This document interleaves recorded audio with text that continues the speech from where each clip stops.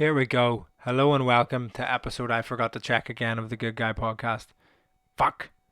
55. Episode 55 of the Good Guy podcast.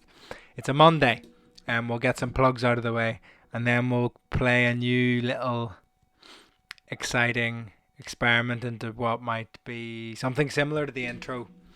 The new intro for the podcast now that it's no longer the 42 podcast, although we've got the t-shirt there to remember us of where we came from.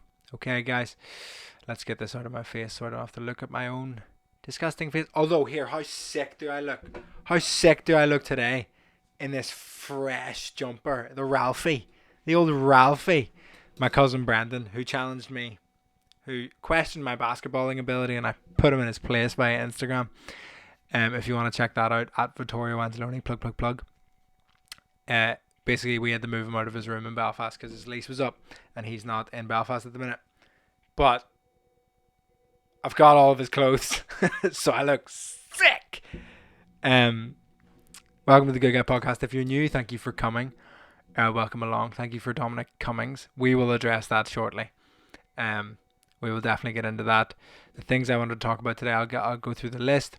We wanted to talk about the Brits. Are they at it again? Always. Colonialism. We're going to talk about that, obviously. Dominic Cummings. We're going to talk about that.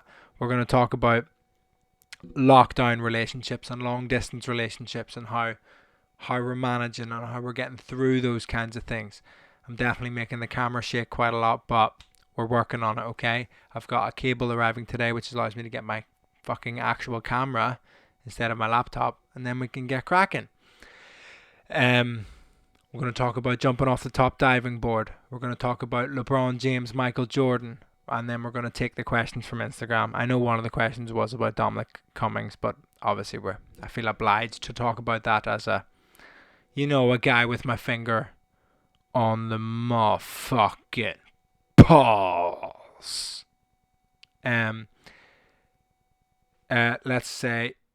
Let's get that off. Yes, that was a little high-pitched ringing. I'm sorry. It's just from the cable that I also need to get a new one of. Hey, investment needed in my podcast. Get me a studio. Thank you. Back to the studio. Let's adjust this slightly. What are you doing? Beautiful. There we go. To give you, for the audio people, it gives you a little insight into me adjusting a mic stand, a boom arm. Let's talk through what I want to plug. Mondays, the solo podcast. You're here. You're loving it. If you enjoy the solo podcast, you will most likely enjoy the podcast with guests. I only get interesting people. None of it's fucking clout. None of it's they've done this. It's people I want to talk to because I'm interested in what they do. No bullshit. No fucking shit guests. All gold. So get involved. I've had Chris Wally and Sean Biggerstaff in the lockdown. Sean Biggerstaff being Oliver Wood in Harry Potter and Chris Wally being Jock in Young Offenders. So get stuck into those. Monday solo podcast. Tuesday doing bits. Tuesday tomorrow is my birthday. Very excited for that. In lockdown. I mean, I hate my birthday, so it's ideal. I don't have to have a party. I can just play basketball. Got a new basketball net. Stupendous. Very excited today. I've had 2 caffeinated beverages today. I think that's potentially why. I did a workout. Doing bits, new material. Ori Styler on Tuesday and Brian Gallagher on Thursday. Very exciting. Class guests. Really good guests lined up in the pipeline. New material, top comedians, live on YouTube at 7:30 and then available as a podcast. If you're on your podcast app right now, just go doing beats and you'll find it. Fantastic. Nothing funnier. If you're a comedian, you'll love it, getting insight into things. If you're a comedy fan, which I assume you are if you're listening to this, as I am, a fantastic comedian. Get involved. You'll see how the jokes get made and like comedians riffing with each other. There's very little as exciting and kind of, it's like improv without all the fucking Hawaiian shirts. This is what I would say. What Wednesday, little day off, but I tend to drop kind of some kind of stuff every day. Instagram's the best place to find all that. I drop like a little sketch or whatever here and there. Most days a podcast clip from this, whatever. The Thursday, another doing bits, so it's Tuesdays and Thursdays at 7:30. But also catch up whenever the fuck you want on YouTube. Catch me on YouTube, Vittorio Angelone. That's my name. Just search it. But why am I telling you that? Fridays, podcast with a guest. Next guest coming out this Friday is Paul Dock. Fantastic illustrator, artist, writer, sketch maker, comedy video maker, internet comedian, whatever you want to call him. Very funny guy, very interesting guy, very good podcast, which I will edit together this week, and it will come out on Friday. Saturday, new video released. This Saturday might be the last of my stand-up footage. I'm very sad. There's a few jokes that I just didn't get down on the fucking on tape. I've got audio of all my gigs because I record them all, but I just didn't get them video. So there's a few jokes that you'll just have to come and see me do live when life is back to normal, hopefully. And then Sundays is the Sunday roast, where you can request a roast for you or your friends and donate if you want. But really, it's just to keep me writing jokes and keeps my little and gives everyone a bit of entertainment every Sunday. And it's been really fun, man. Really, really fucking a lot of footfall. That's not the engagement on the last couple of weeks of the Sunday roast. So I'm really fucking enjoying that. I hope you are too.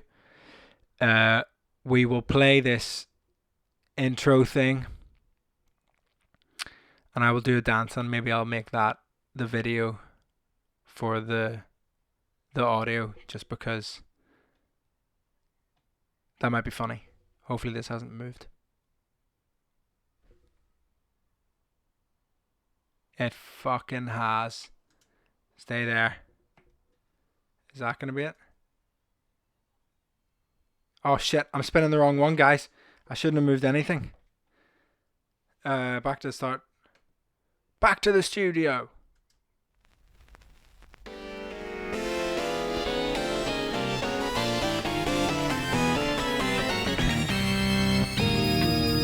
Now that we've got that out of the way, sponsor a white baby today. My brain's mush, man. I'm telling you. Sorry to any Scottish people that had to listen to that. I don't want anyone listening to my podcast. Fuck you guys for making me do this. I'm losing my mind a little bit. Fuck. I didn't mean to offend. Coronavirus up in your ass. Coronavirus up in your ass. Coronavirus up in your ass. Coronavirus up in your ass. That's what I say to you. Goodbye. Hey, how sick is that? Thank you to my friend Luke Maher for creating that masterpiece out of podcast clips. How sick is that? I don't know if I can manage to put that at the start of every podcast, but how fucking sick. I'm trying to come up with different ideas for a podcast, but I'll put together a video of that. Man, that's pretty fucking cool. I'm very fucking pleased with that. I hope you enjoyed my dance routine if you're on YouTube. If you're just on audio, you just had to enjoy the sweet tunes. But otherwise, how long have we been going for, just so I know? It's been 9 minutes. Okay, if I'm done by 7:30, then we'll be okay. Then we'll be okay. Wonderful. Something I wanted to address is the last couple episodes of the podcast. If you're a regular listener, you will know. And if you're not, fuck you. No, welcome. Thank you for joining. You will know that the last couple of episodes, particularly, it's been episode 55 now. It's the last 10 episodes have been since episode 46 have been very sincere and heartfelt, and the aim has not necessarily been to be funny, which I think is good. I think on a level that allows me to be funnier and allows me for more like authentic funny and like silly things to come out.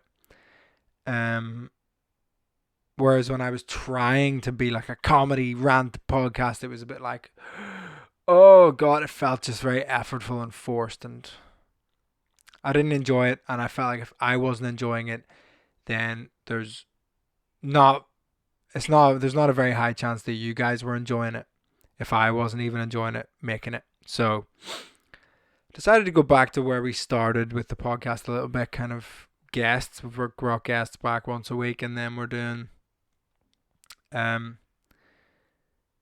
just sincere, like there is funny, but it's the focus is just trying to work out what we're thinking about things and how I'm feeling about things and whether you resonate with it, and just seeing what happens. But what I've been doing is at the end of the podcast, I'll chuck in like a rant, a deliberate kind of rant to make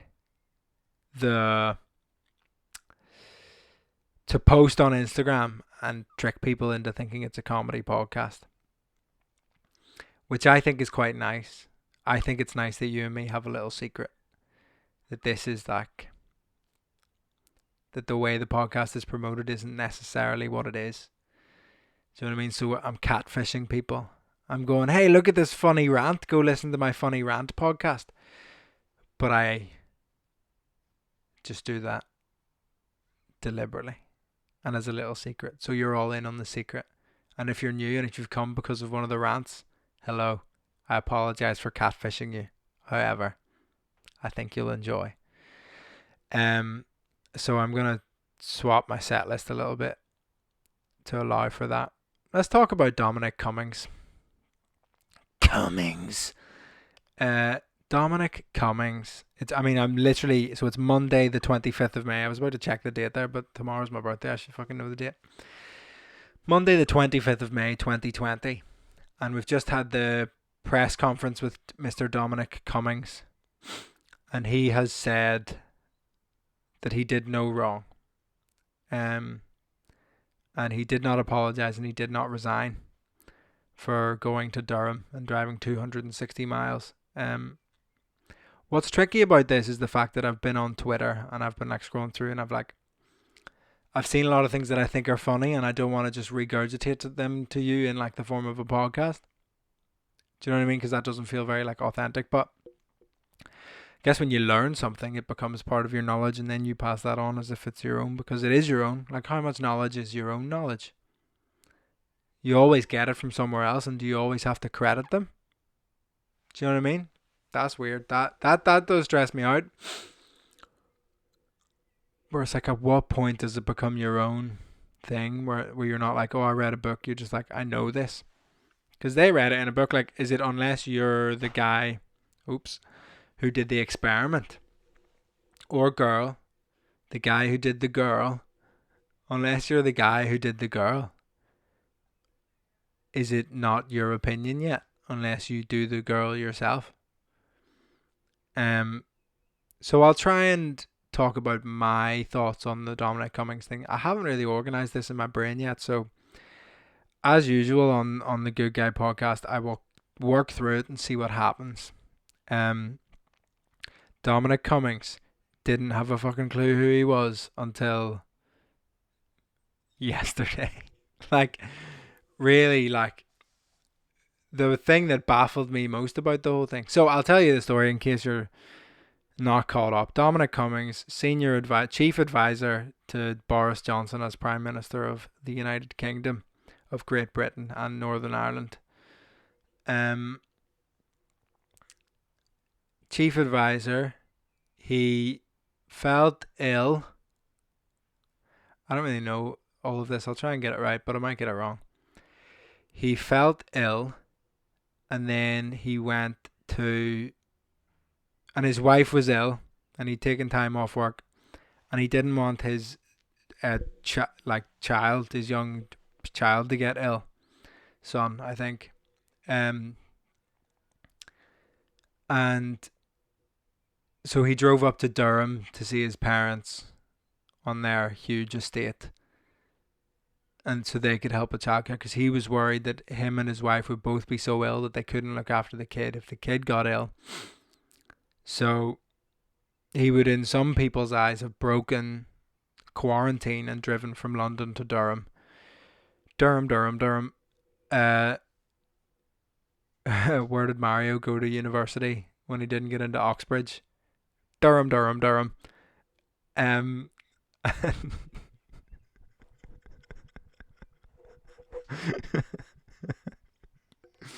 I also found out today that Mario's 39 and Peach is 15. Yuck. So he went up to Durham to try and get his niece, 17 and 21-year-old nieces, to help with childcare, just in case it all went to shit. But then he started to feel better, but his vision had been affected by whatever illness he had, so he was worried about driving back down to London. So he went for a drive to a castle near Durham. Durham. And that's fun. Where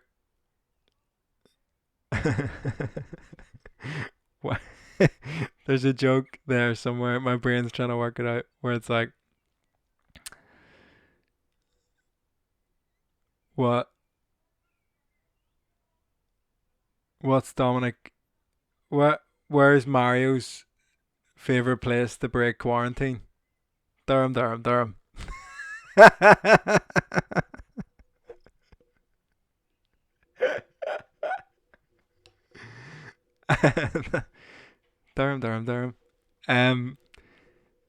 So he went for a drive to this castle, potentially Bowser's castle.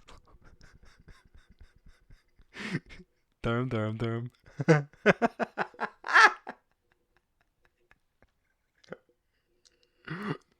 I've had too much caffeine today.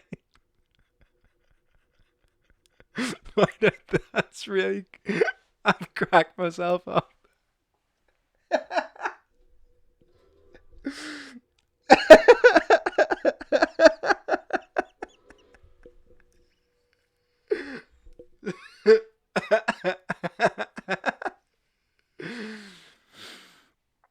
I think that's so funny. This is terrible broadcasting. Durham.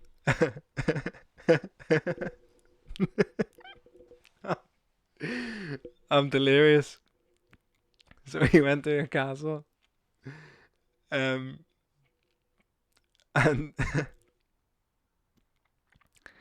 where's Bowser's castle? Durham. And he went. That was to test out his eyesight by driving for half an hour, which is just so mad. And also, like, the argument, I got very serious there very fast. The argument provided by other people on Twitter was, if you were worried about your ability to drive, you probably wouldn't have your wife and child in the car to bring them out on a test drive. Which is fair. Then he drove back down to London, stopped at a petrol station, all that stuff, and you just think he thought he had coronavirus or COVID in London, and then he went up to Shaboopy, Durham, and it's just like, what the fuck are you doing? Like, what? Why would you think it's so? I've still got that Durham stuck in my head. I can't think straight. Like, I get he was worried about his kid and whatever, but you just think it's not the move. Like, the move is literally just stay where you are, and if you both get sick, then you do what everyone else has done, and you find some kind of emergency childcare from a neighbour or someone nearby. You don't just fucking drive to it. It's just the number of people who've been so negatively affected by this and by them sticking to the rules that he has put forward, um,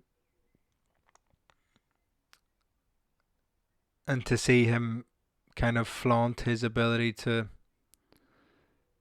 circumvent them.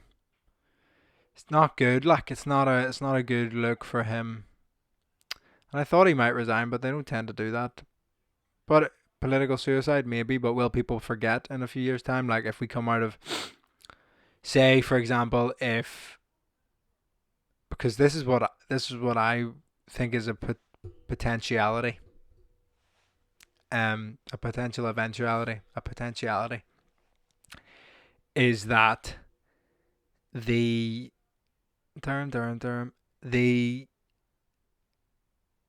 the UK seemingly has done pretty fucking shitly at this whole coronavirus pandemic thing, and really high death rate and really high case rate versus places like New Zealand or Germany or things like that. However, it's a long road, the old pandemic, and there's arguments that New Zealand keeping it so low and keeping everything so under wraps and so locked down will lead to a bigger second spike, and they won't be able to deal with it.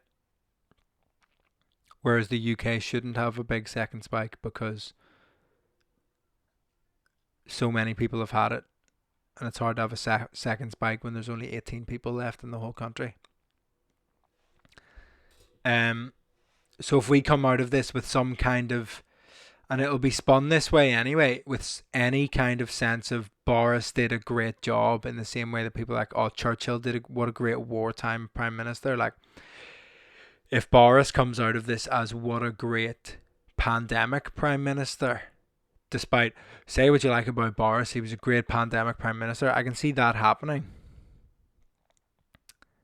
All of the fuck ups will just be swept under the rug as they always are, and the Tory party will just get back in as they often do, and more often than not do it. Like it's kind of a falsehood that Labour get in all the time. But you know, vote aye Sinn Féin would be my solution to it. Weird. I can't remember what way round does it go. This is what way round it goes. Most of my Instagram following is in London, but most of my podcast listenership is in Belfast, which tells me that number one, Belfast people are more kind of engaged in the podcast world, I think, because of people like Colin Geddis and Micky Bartlett and Shane and those types of people really building up the podcast scene here. And Aaron McCann and Tim Gallagher, but I don't know, obviously all of you probably do follow me on Instagram, so asking for you to follow me on Instagram seems a bit ridiculous to redress that balance, but maybe that's the thing to do. Who knows? I mean, if you don't follow me on Instagram, for sure do, but keep spreading the word with the podcast, especially if you're in London. Just fire it around to a few people, do whatever, and it's good. I'm aware podcast, like it's weird for me to promote a podcast at the minute when I'm not listening to very many podcasts at the minute. And is this podcast suicide? Maybe, but we're about honesty on this lovely podcast. I'm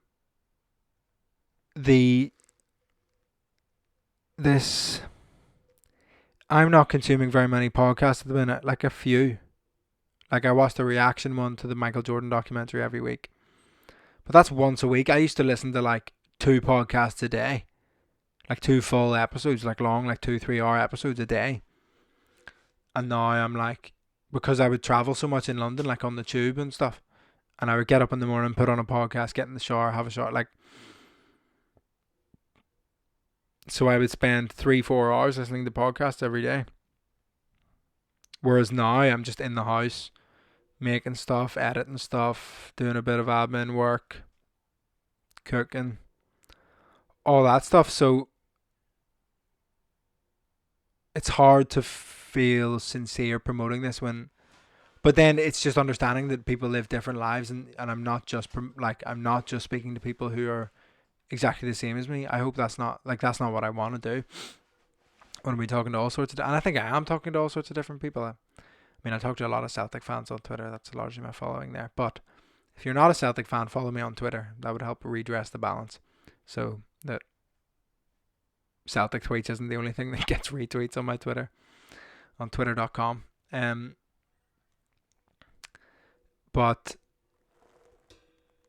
so that's weird for me. So I really do appreciate you listening, because in a pandemic, I appreciate the fact that you have gone out of your way to listen to it almost. So like whether you're going on your daily walk or you're just in the house listening to the podcasts or watching the podcast on YouTube, hello.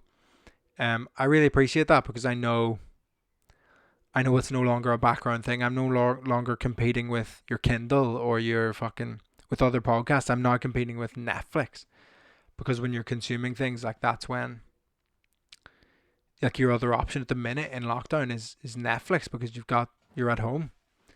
So I very much appreciate you listening and watching the podcast and sharing it and liking it and all that stuff. And I've had a few reviews and ratings come in, and I really appreciate that. So keep doing that. And I just want to say, like, I understand the listens that I am getting at the minute, although I'm down a little bit from normal, understandably. I appreciate the extra effort and the more conscious effort you've made to listen to it. So the people that are listening to it, I very much appreciate that. I don't know, fucking Dominic Cummings. So basically, when he was in Durham, he was spotted in his parents' garden, and somebody phoned somebody. Number one, how anyone recognizes Dominic Cummings seems mental to me, considering I didn't know who he was a week ago. But maybe I'm out of the loop. And also, like, it'll be a neighbour of their parents, so maybe you just know him as Little Dominic. Little Dominic on the hillside, Little Dominic. Chickadee chick, ee-yaw. It's Dominic the donkey. Chickadee chick, ee-yaw. The Italian Christmas donkey. That is an actual Christmas song in Italy. La la la la la la la la la la la la la la la la la la la la. Bum bim bum. The chickadee chick, ee-yaw. It's Dominic the donkey. Chickadee chick, ee-yaw. The Italian Christmas donkey. Chickadee chick, ee-yaw. Durham. You know what? That's it on Dominic Cummings. If you want some hot takes, I chuck some on my Twitter. Like, he'll probably get away with it. They always do. I'm sure you've heard enough about it. It's kind of swamped the news. I know some of you wanted to hear it, and I hope I address it in some kind of fucking way. He probably shouldn't have gone to Durham to fucking sort out his whatever, while telling us all to go into lockdown. And will it have a negative effect on people adhering to the lockdown regulations? Yes, it will. Will it cause people to die? Yes, it will. Is it the first time a Tory's caused people to die? No. Will it be the last? No. Not just Tories, any kind of government. Happens. Not good, but I don't have anything to say about it other than that. They're slimy people. They just fucking sit there and don't answer the question and just stick to their script, and it's all scripted and none of it comes from the heart, and I like people talking from the heart and meaning what they say. That's why I don't really engage with politics that much. It shows you how bored I am that I am engaging in politics. I got excited. I was like, yo, Dominic Cummings, let's watch the statement live. I have more from a comedy background. I wanted to fucking just tweet some jokes and be a bit tapped into the thing. Because it's hard, like, being stuck within four walls to write jokes. So I was trying to feed myself that stimulus to create art around, I guess, but when I'm not really being stimulated very much by fucking the next thing, speaking of Dominic Cummings traveling 260 miles, I wanted to talk about long distance relationships. Because I mean, I've spoken about it briefly on the podcast, and actually it's fairly apt to link it to the Dominic Cummings thing, because my experience of long distance was largely London to Newcastle, which is pretty close to London to Durham, Mr. Cummingo. And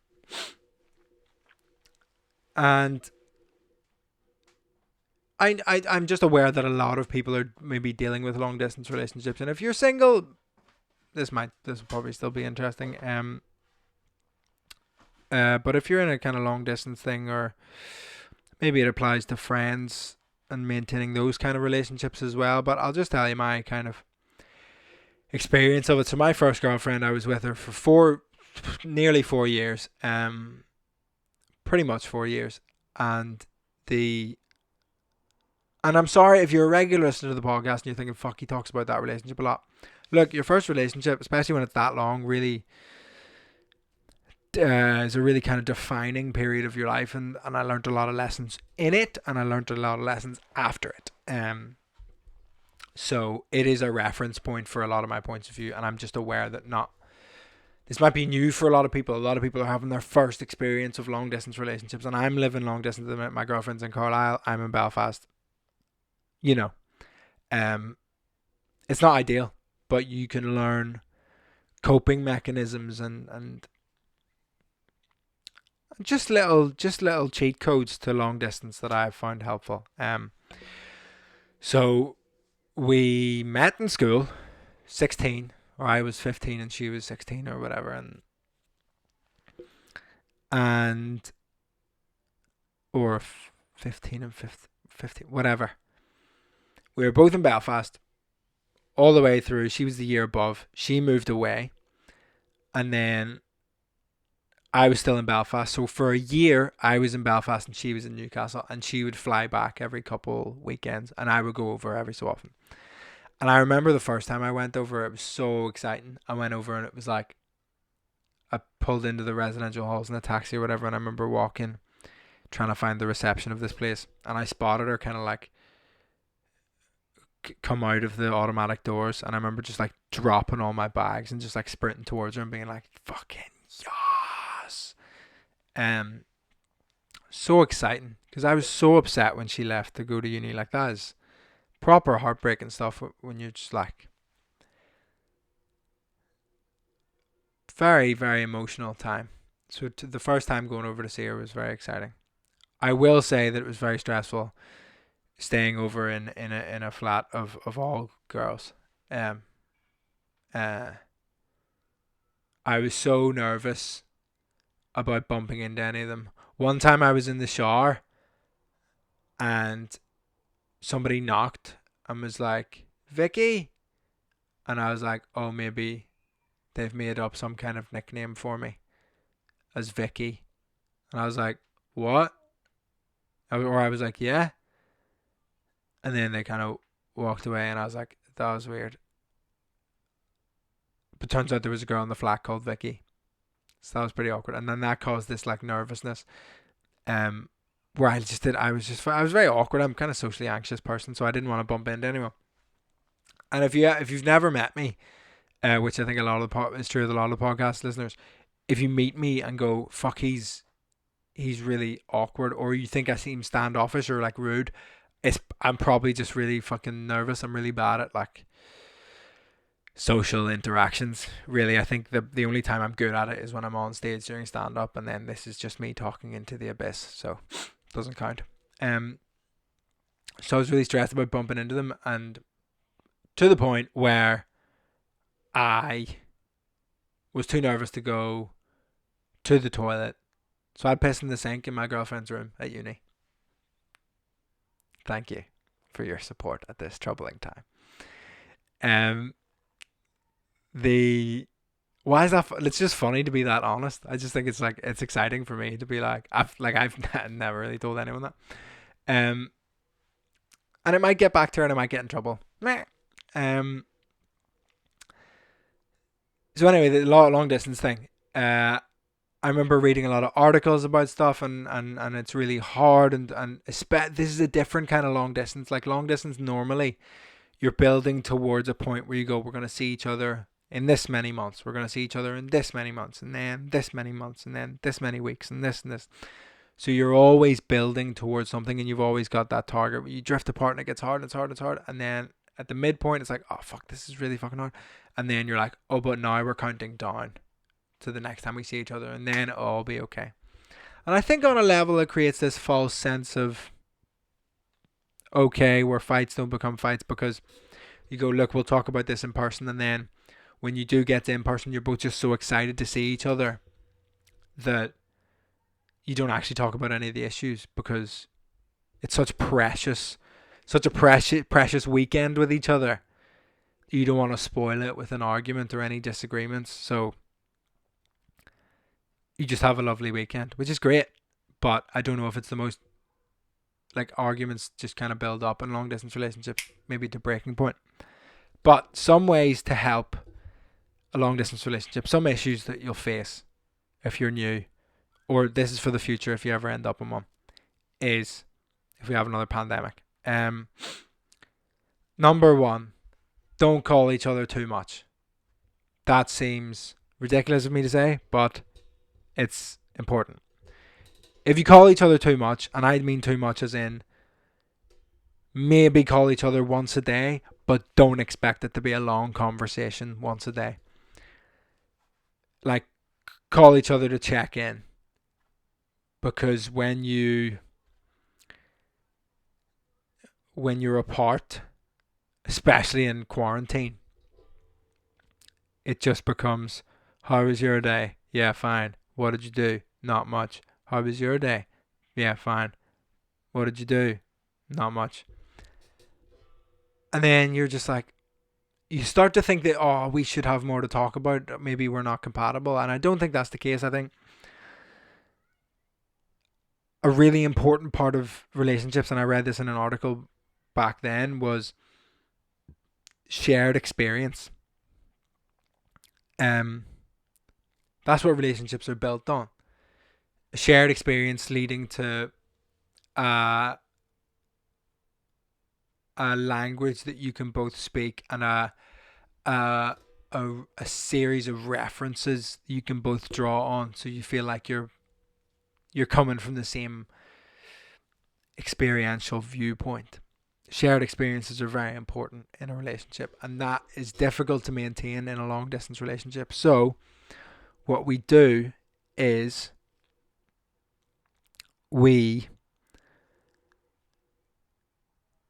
am I talking about? So what really helps that is watching stuff together, whether it's a series or movies, like watch it at the same time. Like me and Izzy at the minute will go like on video call, be like 3, 2, 1, play. See you after the film. Phone down, you're in that movie, you're not on your phone, you're not doing anything else, you're in that episode of whatever. And then you come out the other end and you talk about the movie, and it'll lead to other conversations because it'll hark back to this, but it's all got this through line of this reference of this is something that we've experienced together, and this is the context to this conversation that we're both dealing with. Because it's hard to just start a conversation from your own head. I mean, that's what I do with the podcast, but I'm very skilled. Don't expect too much of yourselves. It's hard to just be like, oh, I was thinking about this today, because it's hard for that person to just shift around and get on board. So whereas if you watch like a rom-com, you can be like, oh yeah, I liked it like this. Remember when we did this, and then this made me think about this, and then, or you watch like a sitcom and you're like, oh man, that's just like this guy I used to know. Whereas if you were just like, oh, there was this guy I used to know who da da da da da, they'd be like, what? Why are you telling me about this? But it has this anchor point that you can both be attached to. So your boat's in the ocean, attached at anchors 200 miles apart, and you can communicate through the anchor with cups on a string. Very mixed metaphor from Vittorio Angelone there, but hey, I think it made sense. Watch stuff together, really important. Don't call each other too much, really important. Be okay. Tackle the tiny dragons. There's a story, and I got this from Jordan Peterson, and you might not like Jordan Peterson, but he's very good at this kind of thing. In his book, he talks about this, or one of his lectures, he talks about this children's story about a dragon, and I don't really think it's a children's story. It's just a way uh, conceptualizing. There we go. Conceptualizing this concept.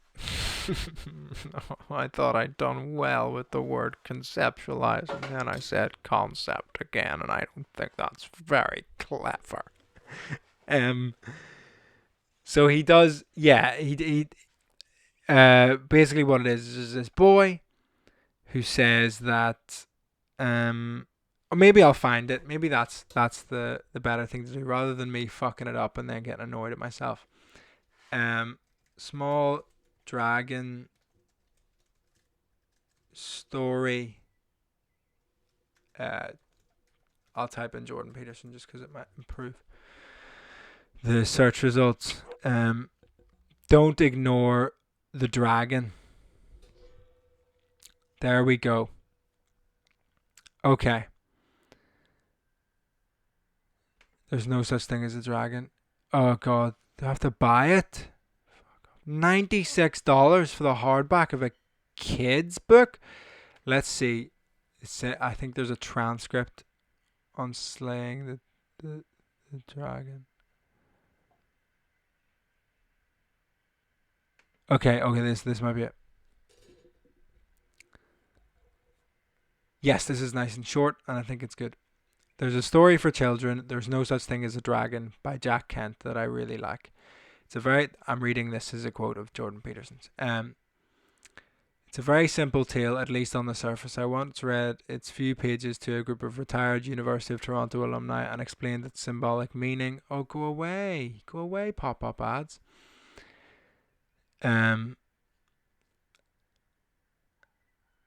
It's about a small boy, Billy Bixby, who spies a dragon sitting on his bed one morning. It's about the size of a house cat and friendly.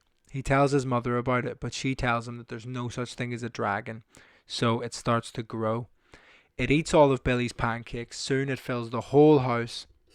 Mom tries to vacuum, but she has to go in and out of the house through the windows because of the dragon everywhere. It takes her forever. Then the dragon runs off with the house. Billy's dad comes home and there's just an empty space where he used to live. The mailman tells him where the house went. He chases after it, climbs up the dragon's head and neck, now sprawling out into the street, and rejoins his wife and son. Mom still insists that the dragon does not exist, but Billy, who's pretty much had it by now, insists there is a dragon, Mom. Instantly it starts to shrink. Soon it's cat-sized again. Everyone agrees that dragons of that size exist and are much preferable to their gigantic counterparts. Mom, eyes reluctantly opened by this point, asks somewhat plaintively why it had to get so big. Billy quietly suggests maybe it wanted to be noticed. So me and Izzy will vocally say, I've got a tiny dragon for you. And that's not a sex thing, okay? It's just that it's a small problem. It's something that's niggling in their brain that will be much better resolved now than when it's a big problem, because all small problems become big problems, and it's scary to vocalize those little dragons. But it's a nice thing that myself and Izzy have built up because of that story, to be like, this is a little dragon, and then whatever the problem might be, it might be like, I felt like when you said this, it made me feel this way, and then all it takes is me or her, to depend on whatever way it's going, to go, oh, what I actually meant by that was this. And then you can go, oh, okay, that makes much more sense. Whereas if you let a lot of those little problems and it builds up and you go like, look, you always fucking you never fucking respect me in that way. And then it's like, that's a build up of a lot of really inconsequential moments that you never addressed. But trust me, it's much better to deal with all the little dragons along the way rather than the little dragons growing and combining to become big dragons. And maybe it'll be helpful for you to literally vocalize it as, I've got a little dragon. It's really helpful to me and Izzy. I think that's all I have to say on long distance relationships. I think that's good. And we've done 45 there, so I will go into this podcast rant, which is about LeBron James being better than Michael Jordan. And so what you need to do for a podcast clip is do stuff like short sentences, so I can do all the jump cuts together, and I'll probably repeat stuff a bit just to get like a clean take of some of the sentences. Cut it all together. You'll see it on Instagram and you'll be like, look, that's not what happened in the podcast, but you're in on the secret. Welcome to the fucking good guys. Okay. So it'll be like, some people are trying to say that LeBron James is better than Michael Jordan. Now, anyone who watched The Last Dance, or has any fucking clue about basketball will realize, or even sports psychology, anyone who has any clue about basketball or watched The Last Dance, or has any fucking clue about basketball will know that Michael Jordan. I said any clue about basketball twice. This is why I'm not good at a ranty podcast. This is why I don't do one and I only do a fake one just for you guys. What's happening? Michael Jordan has so many things that LeBron James doesn't have. Look, LeBron James is a fantastic basketball player. However, Michael Jordan has this insane mental capacity. They are both tremendously athletic. They're both tremendously skilled. Very good basketball players. However, LeBron James just doesn't have that killer instinct. He doesn't have that fucking psychopath mentality of inventing things for him to get annoyed about other players, just to give him an excuse to try harder. Like, there was some young player who was really good and scored well in a game where Jordan played badly, and he said to Michael Jordan at the end of the game, "Oh, nice game, Mike." And so Michael Jordan, next time they played, went fucking ballistic and like scored loads and completely shut this guy down. This guy barely scored, right? Turns out the guy never said that. The guy never said, "Nice game, Mike." Michael Jordan told everyone that he said that. Michael Jordan convinced himself that this kid had said that about him, just so he would have an excuse to make it personal and give him that competitive edge, to give him a point to prove, even though no one did anything to him. Do you know what proves that LeBron James doesn't have that? Delonte West fucked LeBron James's mum. If you're not up to date on the NBA gossip, that's true. Delonte West, another basketball player who played for the same team as LeBron James, fucked his mum. Pardon? If any basketball player or anyone ever fucked Michael Jordan's mum, that person would be dead. That person, if they were another basketball player, that person would be so terrified of Michael Jordan in every game that they wouldn't touch the ball. They would sit on the bench and go, "Coach, I'm not going anywhere near that fucking psychopath." The fact that someone had the audacity to even fuck LeBron James's mum shows you that he's not as scary a force in basketball as Michael Jordan is. If I can't explain to you how many points Michael Jordan would have scored if someone fucked his mum. If somebody fucked Michael Jordan's mum, he wouldn't have gone and played baseball for a year. That's a fact. That's my argument as to why Michael Jordan's better than LeBron James, because Delonte West fucked LeBron James's mum and LeBron didn't score 100 points the next game. If someone fucked Michael Jordan's mum, Michael Jordan would by himself score more points than any team has ever scored in a game. Michael Jordan would... How many points is that? Record team points in NBA game.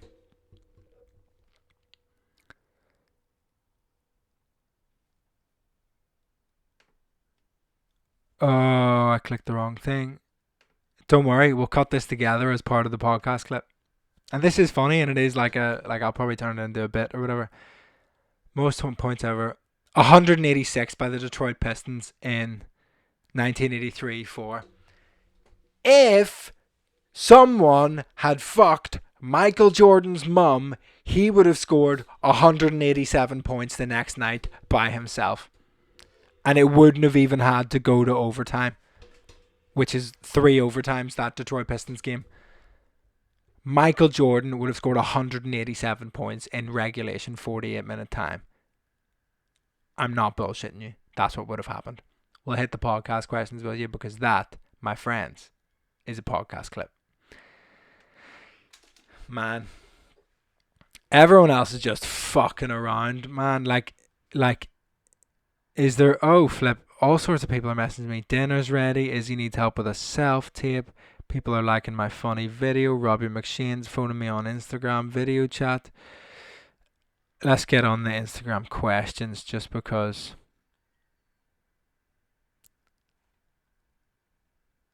we'll crack on and we've only got 9 minutes left of this podcast. I'll rattle through. Oh, fuck, there's only 3. Thoughts on Dominic Cummings? Already covered it. I hope you enjoyed. Social media manager for the civil service is a bigger hero than Captain Tom. Discuss. Everyone's a bigger hero than Captain Tom. He's a little cunt. If you're new, go back and listen to the Captain Tom episode.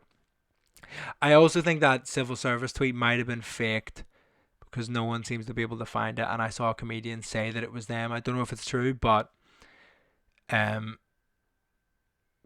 just seemed a bit too funny to be fake. Do you know what I mean? Hate or rate Always Sunny in Philly? Absolutely rate Roberto Paciti. I don't know which one's right. I think Paciti sounds better. Paciti. That sounded like Sims language. Guscablono. To break lane active bine.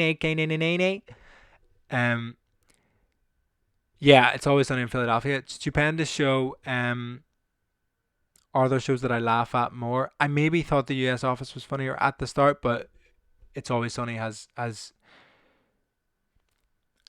more longevity, and I also think It's Always Sunny is more my kind of comedy, really pushing it and like allowing themselves to be hateable characters is an interesting thing where because I'm being myself on stage, I'm not allowed to say horrible things even though I'm just representing those opinions in a funny satirical way. It's Always Sunny have really carved out a path where they've created these horrible characters so they're allowed to represent the funniest and worst parts of society and satirize them more effectively than TV shows that force themselves to make all the characters likable. All the opinions that I throw out on stage, like the Captain Tom one, I know it's not likable and it's not actually what I think, but it's funny to present that opinion in a certain way, and I'm trying to carve out a similar path for myself where I'm allowed to present opinions that I don't necessarily agree with because I want to. There we go, folks. That was episode 55 of the Good Guy Podcast. As always, I forgot to say at the start, patreon.com/Vittorio Angelone. If you've made it this far, you either already are a patron or you should be a patron for as little as £1 a month. Okay, £1 a month. I'm putting out 4 podcasts a week. We've worked this out. It's like 10 pence per podcast, 8 pence per podcast. Along with stand-up clips, funny stuff. Man, jump on the Patreon. There's no extra stuff on there because I think my stuff should be available to everyone. And I know for a fact that means less people will jump on the Patreon because there's no exclusive content. However, I want everyone to be able to watch my stuff, and I believe that the people who listen to my podcast and all the videos and whatever are kind enough and sound enough to want to buy me a pint twice a year, which is what you'd be doing if you donated £1 a month. So just do it. I know it's a little bit of a faff to fucking go on patreon.com/Vittorio Angelone, but just do it. Also, chuck a review on iTunes if you're there. Subscribe to this YouTube channel if you're there. I hope you enjoyed this episode of the podcast. I really enjoyed that episode of the podcast. I may make the Durham a clip as well, but I like that Michael Jordan one as well. I think that's a funny take. And I like it because I maybe couldn't do that take in a comedy club in London because not enough people would understand it. But maybe I need to work on my writing to be able to make that accessible to people. However, I think that's nice.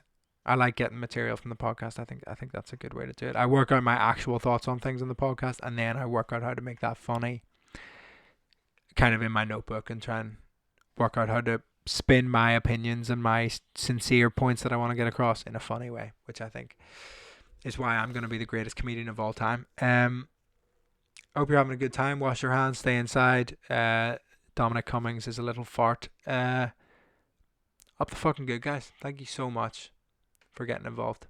I love you.